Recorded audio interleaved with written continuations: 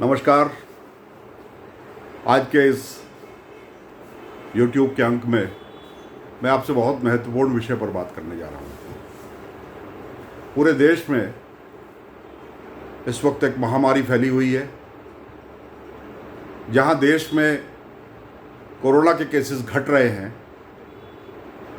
हम इस बात से बहुत हैरान थे कि क्या कारण है कि उत्तराखंड में कोरोना के केस देश के अनुपात में न तो केवल घट रहे हैं बल्कि बहुत ही अजीब से अनुपात में बढ़ते जा रहे हैं। जब बड़े बड़े महानगरों में 25, 28 हज़ार, 30 हज़ार केसेस से आप 10,000 से नीचे आ गए, तो क्या कारण है कि उत्तराखंड में 400, 500, 1000, 1200 इतने केसेस लगातार कोरोना के रोज हमारे सामने आ रहे हैं। क्या कारण है कि अचानक जो मौतें हैं कोरोना से, जो मृत्यु है वो बढ़ गई, 10, 12, 18, 20 से ऊपर 21 तक गई। तो ऐसा क्या कारण था उत्तराखंड में? कल ये चोरी पकड़ी गई। हाँ, मैं इस शब्द का इस्तेमाल कर रहा हूँ। मैं एक जिम्मेदारी से जानता हूँ कि इस शब्द का क्या मतलब है। अब जानते हैं कल क्या हुआ? 89, एक कम 90 यानी 89 ऐसी मौतें थी अस्पतालों में, प्राइवेट और सरकारी अस्पतालों में, जो आज तक रिपोर्ट ही नहीं की गई, जिसके बारे में खुलासा ही नहीं किया गया। उन मौतों को दबा दिया। अब ये किसकी तरफ से हुआ? किसका इशारा ऐसा करने के लिए था? किसके निर्देश पर ये सब हो रहा था? कौन था वो जिसने ये कहा कि आप इन मौतों को छुपा दीजिए, हम आंखें बंद कर लेंगे, हम चुप रहेंगे, सिर्फ इसलिए कि जो कोरोना की मौतों का बदनुमा दाग त्रिवेंद्र सरकार के कपड़ों पर लगा हुआ है ना, वो कपड़े थोड़े से और उजले हो जाएं। बस एक उद्देश्य, अपनी शक्ल चमकाने के लिए, अपने उत्तराखंड की राज्य सरकार की छवि को सुधारने के लिए आप झूठ बोलते रहे। आपने सरेआम जो मौतें हुई, 89 मौतें, उनको आपने नज़रअंदाज किया। इसका मतलब आप जानते हैं, जिस वक्त कल 6 कल की ताजी और 89 पुराने केसेस पकड़े गए, उस वक्त ये बात समझ में आई कि आखिर ये कोरोना बढ़ कहाँ से रहा है। यानी 89 जगह पर जो एक महामारी एक्ट के अंदर जो दूरियां, जो सावधानियां जो बरतनी चाहिए थी मृतक शव से, वो नहीं बरती गई, क्योंकि ये डिक्लेयर ही नहीं किया गया कि ये कोरोना से ये मौत हुई है। उसको एक साधारण मौत कह के अस्पतालों ने अपना भी रिकॉर्ड सही किया, झूठा रिकॉर्ड। और प्रदेश के मुखिया त्रिवेंद्र सिंह रावत, जो स्वास्थ्य मंत्री भी हैं, सीधे सीधे उनकी जिम्मेदारी है, उनका भी रिकॉर्ड सही करने का झूठा प्रयास किया, अधूरा प्रयास किया, आपराधिक प्रयास किया। और उतनी जगह पर न तो सामाजिक दूरी बरती गई, जो भी मृतक थे उनके सगे संबंधी, मोहल्ले वाले, रिश्तेदार, नातेदार, मित्र, सब के सब उसी तरह आए होंगे कि ये साधारण मृत्यु है, और उनका क्रिमेशन भी उसी तरह से हुआ होगा। फिर उनमें से नए लोग पैदा हुए, तभी तो 55,000 की संख्या हो गई है। जब त्रिवेंद्र रावत, उन्हें खुद मालूम था, उन्होंने एक प्रेस करके खुद स्वीकार किया था, सबने सुना, मैंने भी सुना, कि 20-25 हज़ार तक जा सकते हैं कोरोना के केस, क्योंकि बाहर से इसमें हमारे प्रवासी भाई बहुत सारे वापस आए हैं, तो उनके साथ ये संक्रमण आ सकता है। चलिए, हमने यहाँ तक मान लिया था कि हाँ ठीक है, व्यवहारिक बात है, जब 5-7 लाख लोग, 8 लाख लोग आएंगे तो ये बढ़ेगा। फिर ये 55 हज़ार तक कैसे पहुँच गया? त्रिवेंद्र जी, इसका जवाब देना होगा, आप जवाब से नहीं बच सकते। ये जवाबदेही सीधी सीधी आपकी है कि कैसे करके ये संख्या 55,000 पहुंच गई और बढ़ती जा रही है अभी भी। ये पता नहीं कहाँ जा करके रुकेगी, क्योंकि इसका इंतजाम तो आपने कर रखा है, इसको फैलाने का इंतजाम। स्वास्थ्य मंत्री जी, मुख्यमंत्री जी त्रिवेंद्र सिंह रावत, ये सीधे सीधे आपने छूट दे रखी थी कि जो काला पीला करना है अस्पतालों को कर लीजिए। अच्छा, मैं अब आपको अस्पतालों की लिस्ट बताता हूँ। सबसे ज़्यादा 28 या 29 केस कैलाश हॉस्पिटल में हुए, समझ गए आप, जिन्होंने छुपा के रखे हुए थे। जो केस आए, जो मृतक हुए, जिनकी घोषणा हुई, वो अलग हैं। जो घोषित मृत हैं कोरोना से, वो अलग है। 29 मरीज ऐसे थे कैलाश हॉस्पिटल में जिनके बारे में सूचना ही नहीं दी गई, कोई कहीं उसकी घोषणा ही नहीं हुई, कहीं उनका रजिस्ट्रेशन ही नहीं हुआ। जानते हैं अस्पताल किसका है? मालूम होगा आपको। भारतीय जनता पार्टी के, आरएसएस के शीर्षस्थ नेता महेश शर्मा।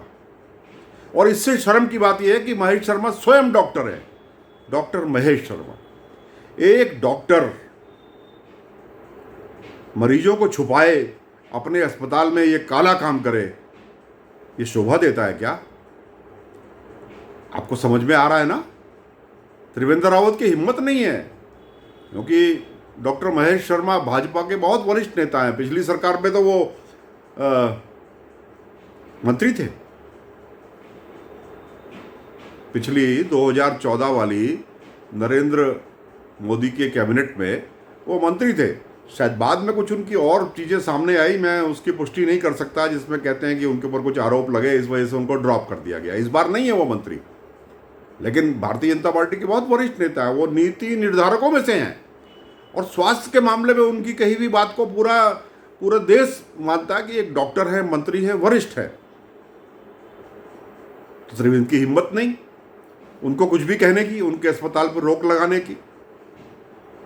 उससे बाद दूसरा नंबर किसका आता है? हमारे माननीय सम्माननीय महंत देवेंद्र दास जी के अस्पताल का, जो उन्होंने परम पूज्य इंद्रेश चरण दास जी के नाम से खोल रखा है। एक कम है शायद, अगर 28 या 29 यहाँ है तो वहाँ उससे एक कम 28 या 27 उस हॉस्पिटल में ऐसे केसेस हैं जिनके बारे में डिक्लेयर नहीं किया गया। ये रिपोर्ट है, ये आरोप मैं नहीं लगा रहा, ये WHO की रिपोर्ट है।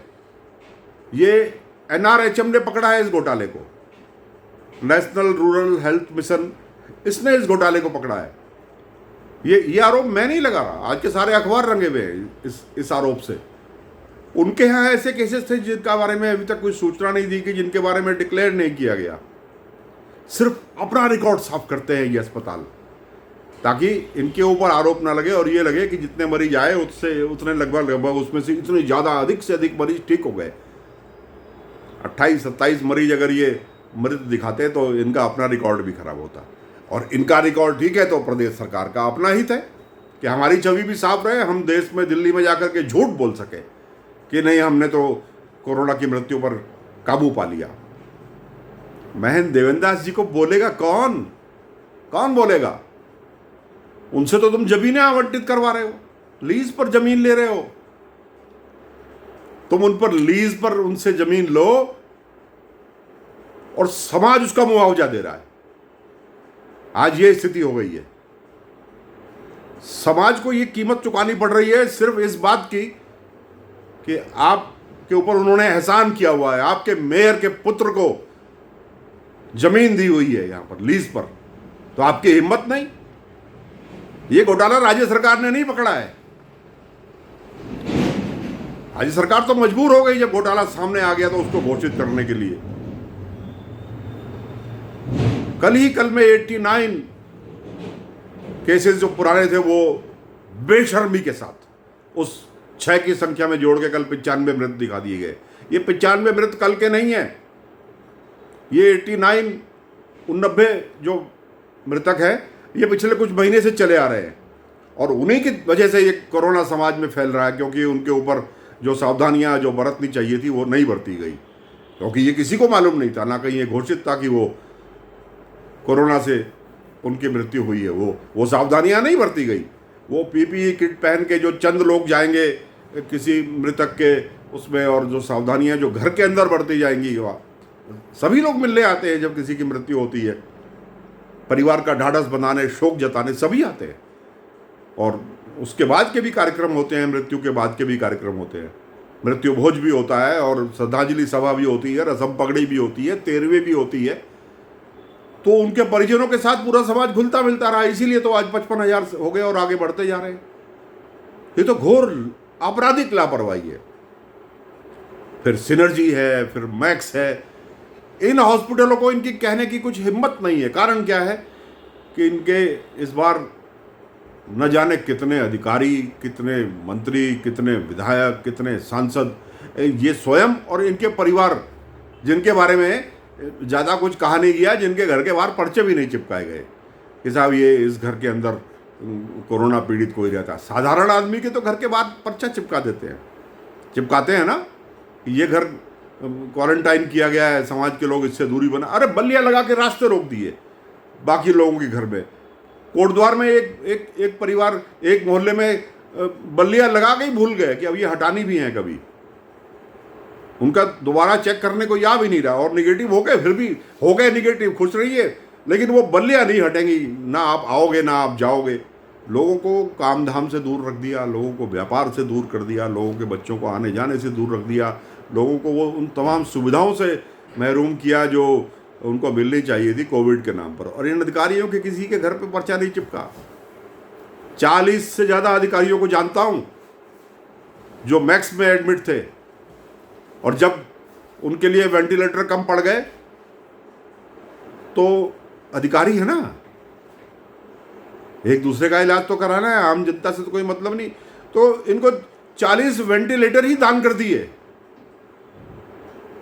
अपने इलाज के लिए, सरकार के लिए, आम आदमी के लिए नहीं, अपने इलाज के लिए इन अधिकारियों ने उनको दान किए। दान इसलिए करे कि तुम्हारे लोग, तुम्हारे अधिकारी, तुम्हारे साथीगण, तुम्हारे आईएएस, तुम्हारे पीसीएस, तुम्हारे आईपीएस, पूरे परिवार, यहाँ किसी का नाम नहीं लेना चाहता मैं। खबरें तो यहाँ तक उड़ी थी कि मुख्यमंत्री के बेटियाँ भी एडमिट हैं। ईश्वर न करे ऐसा हुआ हो, लेकिन हमने सुना तो बोल रहे हैं। तो तुम्हारा इलाज क्योंकि मैक्स में हो रहा था, इसलिए आपकी हिम्मत मैक्स को कहने की नहीं हुई, आपकी हिम्मत सिनर्जी को कहने की नहीं हुई। और दून मेडिकल कॉलेज तो निराला है, वहाँ तो किसी का राज चलता ही नहीं। जो उन्होंने कर दिया काला पीला वो सब ठीक है। तो मैं आज आपको ये बताने आया हूँ कि महामारी एक्ट के अंदर ये घोर अपराध त्रिवेंद्र रावत मुख्यमंत्री, जो स्वयं स्वास्थ्य मंत्री भी हैं, उनकी देखरेख में, उनकी नाक के नीचे, और उनकी इस अपराध के प्रति नजरें फेर लेने के कारण ये अपराध हुआ है। और महामारी एक्ट के तहत ये बहुत बड़ा अपराध है। इसमें हमारे मुख्यमंत्री, जो कि स्वास्थ्य मंत्री भी हैं, उनके ऊपर भी इसमें मुकदमा चलना चाहिए। हमारे स्वास्थ्य निदेशालय के ऊपर पूरे मुकदमा चलना चाहिए। हॉस्पिटल्स की तो मान्यता रद्द होनी चाहिए महामारी एक्ट में, क्योंकि ये इन्होंने फैलाया, ये सिद्ध हो गया कल सिद्ध हो गया। ये कोई मामूली घटना नहीं है, ये कोई क्लरिकल मिस्टेक नहीं है, ये कोई ऐसी छोटी सी चूक नहीं है कि साहब वो गिनती गलत हो गई हो, कहीं त्रुटि हो गई हो। नहीं, आपने जानबूझ करके, आपने एक बहुत ही खराब मंशा के साथ आपने ये अपराध जो किया है, और जो ये कोविड की मृत्युओं को छिपाया है, ये इसकी सज़ा पूरा समाज भुगत रहा है। आज भी हम भुगत रहे हैं। आज भी मैं कल आया हूँ बाहर से, कहीं और से, यहाँ पर एयरपोर्ट पर, और एयरपोर्ट पर सिर्फ मैं बताना चाहता हूँ, मैंने 5 एयरपोर्ट देखे हैं पिछले 5 दिन की यात्राओं में। ये सिर्फ देहरादून का एयरपोर्ट है जहाँ पर इन्होंने निहायत घटिया इंतजाम करके लोगों का हैरेसमेंट हो रहा है, यात्रियों का। इसलिए हो रहा है कि यहाँ पर ये संख्याएँ बढ़ती जा रही हैं नए मरीजों की संख्या अगर घटेगी तो ये जो आज परेशानी है, जो ये एक्सप्लॉयटेशन है बाहर से आने वाले आदमी का, ये भी बंद होगा। मैं आपको बहुत बहुत चेताना चाहता हूँ कि ये 89 मरीज तो वो है मृत्यु, 89 कोरोना की मृत्यु तो वो है जो पकड़ी गई, जो कल पकड़ी गई। न जाने कितनी और ऐसी मौतें हैं जिसके बारे में इन्होंने छुपाया इसलिए कि पूरे देश के सामने ये ना बताना पड़े कि उत्तराखंड में महामारी फैली हुई है। नहीं साहब, हमारे तो सब नियंत्रण में है, खाक नियंत्रण में है तुम्हारे, तुमने पूरे समाज को बीमार कर दिया। तो इन लोगों के खिलाफ अगर आप भी चाहते हैं कि महामारी एक्ट के तहत कार्रवाई हो, इन अस्पतालों की मान्यता समाप्त हो, इन अस्पतालों का प्रॉपर ऑडिट दोबारा से हो, जो वहाँ एडमिट हुए थे उनके क्या कैरेक्टरिस्टिक्स थे, उनकी क्या रिपोर्ट्स थी, वो सार्वजनिक की जानी चाहिए, उसका ऑडिट एक बार फिर से बहुत। और इसमें केवल सरकार के आदमी नहीं, इसमें जो समाज के विभिन्न वर्गों के लोग हैं उनको भी शामिल किया जाना चाहिए, इसके अंदर नेता प्रतिपक्ष को भी शामिल किया जाना चाहिए, इसमें दूसरी पॉलिटिकल पार्टी के लोगों को भी शामिल किया जाना चाहिए। और शामिल करने के बाद अगर आप समझते हैं कि मेरी ये मांग सही है, आप मेरी मांग से सहमत हैं, तो मेरी आपसे प्रार्थना है कि इस पर बहुत तगड़े तरीके से कमेंट्स करें, ताकि सरकार को एक चेतावनी मिले। और संयुक्त रूप से अपनी बात को उठाने के लिए मेरे इस चैनल को सब्सक्राइब जरूर करें, इससे आपका लाभ होगा। क्योंकि मैं कल परसों में एक और बड़ा मुद्दा, भ्रष्टाचार का इतना बड़ा मुद्दा कि आपने कभी देखा नहीं होगा, जो स्वयं सत्तारूढ़ भारतीय जनता पार्टी उत्तराखंड ने किया है, उसके विषय में भी बोलने वाला हूं। इसलिए आप मुझे सब्सक्राइब करें, मेरे इस वीडियो को लाइक करें, मेरे इस वीडियो पर कमेंट करें, इसको शेयर करें। और अगर मेरी बात समझ में नहीं आई तो भी आप लिखें, मैं अपनी आलोचना को भी स्वीकार करता हूं, और उस पर भी मैं कोशिश करता हूं कि जहां मेरे से गलती हुई मैं उसको सुधारूं भविष्य में। इन्हीं शब्दों के साथ इस महामारी से आप बचे रहें, इस कामना के साथ आपका सुभाष शर्मा, नमस्कार।